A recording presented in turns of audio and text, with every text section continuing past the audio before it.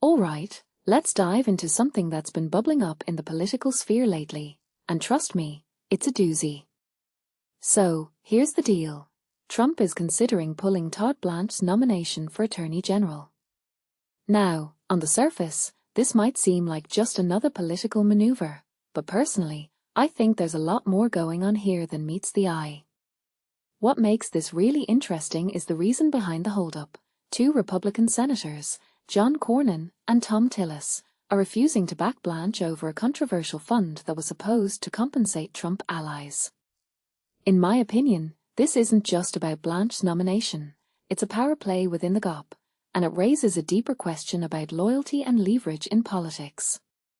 Now, let's break this down. The fund in question, a $1.8 billion anti-weaponization fund, was initially proposed to settle a lawsuit Trump filed against the IRS over his leaked tax returns. What many people don't realize is that this fund was essentially a way to financially reward Trump's allies who claimed they were targeted by previous administrations. From my perspective, this fund was always a red flag. It blurred the lines between justice and political payback, and it's no surprise it faced bipartisan backlash. A federal judge even blocked it, citing ethical concerns. But here's the kicker.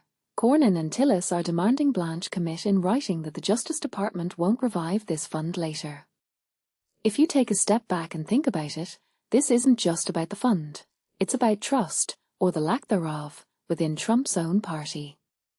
What this really suggests is that even within the GOP, there's a growing unease about Trump's influence and the lengths he's willing to go to protect his allies. I find it fascinating that Tillis openly speculated that someone wants to enable the fund at the right time.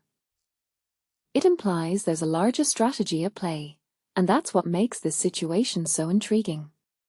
Trump's response, threatening to renominate Blanche after Tillis and Cornyn are out of office, feels like a classic Trump move, bold, confrontational, and a bit reckless.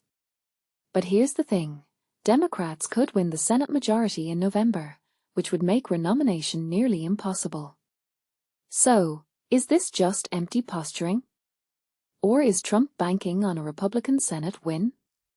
Personally, I think it's a high-stakes gamble, and it shows how much Trump values loyalty over practicality. One detail I find fascinating is the timing of all this. Cornyn and Tillis are both up for re-election in January, and their terms are expiring. This adds a layer of urgency to the situation. Are they holding out because they genuinely oppose the fund, or are they trying to distance themselves from Trump ahead of their elections? It's a fine line, and it speaks to the broader tension within the GOP between Trump loyalists and those trying to chart their own course. What's also worth noting is that this isn't the first time Trump's nominees have faced opposition from his own party. Remember Matt Gaetz's failed nomination for Attorney General? Or the two CDC nominees who couldn't get Senate support? There's a pattern here, and it suggests that Trump's influence, while significant, isn't absolute. If you ask me, the real story here isn't just about Blanche's nomination, it's about the fractures within the Republican Party and the lengths Trump is willing to go to maintain control. This raises a deeper question. How sustainable is Trump's grip on the GOP? As we head into the midterms, these internal battles could have major implications for the party's future.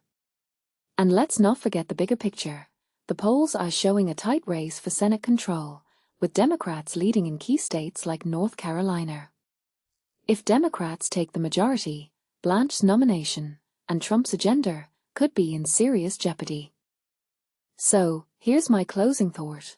Politics is always about power, but this situation feels like a turning point. It's not just about who gets nominated or what funds get approved, it's about the future of the GOP and the balance of power in Washington.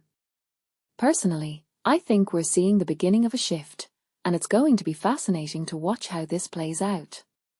What do you think? Is Trump overplaying his hand, or is this just another chapter in his political playbook?